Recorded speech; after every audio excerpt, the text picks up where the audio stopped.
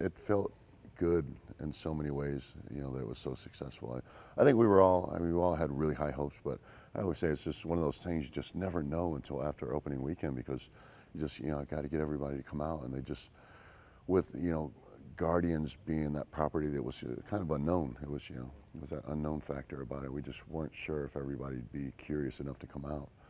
But, you know, I have to say that Marvel did such a good job of promoting it and making people familiar with the characters before the movie was even released, and getting people excited. So, you know, the hype was there and everything. We're just waiting for after opening weekend, and everybody just breathed this huge sigh of relief. And then it just kept continuing. And then there's like that, oh my God feeling, like this is just crazy. And then there was just positive review after positive review, and it just felt so rewarding.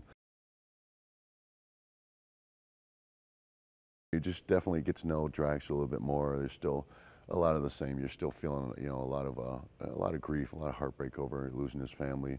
But then you know, Drax is just more visible, I think, in this film. A lot more of the witty dialogue. It's, you know, it's so great, man. I love being the vehicle for James, but that's really what I am. I am, you know, Drax is the vehicle for James Gunn's just twisted, witty sense of humor. And, you know, I love when I'm shooting stuff and delivering stuff, and I can hear James like off in the distance just laughing, because I know that's, you know, that's what he wanted. That's what he was expecting out of this, you know, this dialogue there. He was looking for that. Now that in itself it just kind of makes me feel really good, because I love giving him what he wants, because you know, I love James as a director, and I know that he's writing specifically for me and for Drax, and I love delivering for him. You know, it feels good. You know, I think he's more confident in me on this film, and that again makes me feel really good.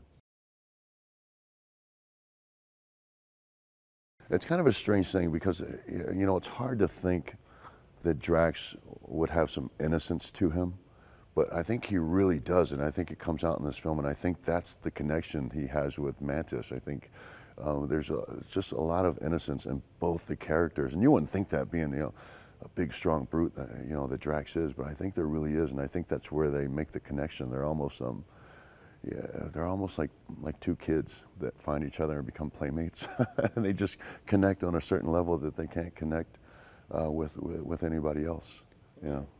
So, and I think they're also, because they're both suffering from some pain, you know, and learning new things, new feelings, new experiences. They're kind of going through that together, you know. I think that's where the connection is. I think, first of all, you know, on a personal level, and I think everybody involved in this film will agree that we just love him. You know, he's just such a good dude. I mean, just such a good, kind-hearted person.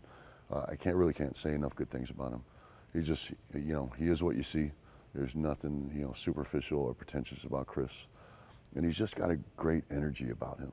You know, he's a very positive person.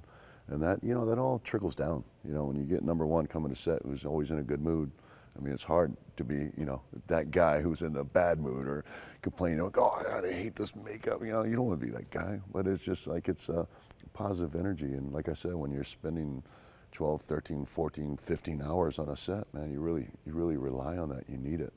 And we can always count on Chris for that. You know, we can always count on him to make us laugh. And that's a great thing. But that's also the same with James. We can always count on him to be in a great mood, excited about what we're doing. And that's the kind of stuff you need when you're spending all this time together on, you know, long hours, long days they're going to last for weeks and months and just go on. It's just hard. It's hard work, man. You need all the positive energy you can get, and Chris delivers, man. You know what I really love about Drax is he's not what you'd expect, even from reading the comics and stuff. I think everybody they were expecting one thing, we gave them another. And I think it's cool, man. I think it makes it more interesting, because I think it's easy to be the big guy who's always growling at people and intimidating people. It's easy, you know. We've seen it a million times. It's boring. But when you get the same guy who looks the same way but just says the most ridiculous things that make you laugh, I just think it makes it more interesting. You know, he's an interesting character. You know, but he's also got that side to him that's just all heart. You know, he's still just so heartbroken over his, you know, the loss of his family. And I love that dynamic, man. I love playing with that, man. I think it's challenging. It makes it interesting.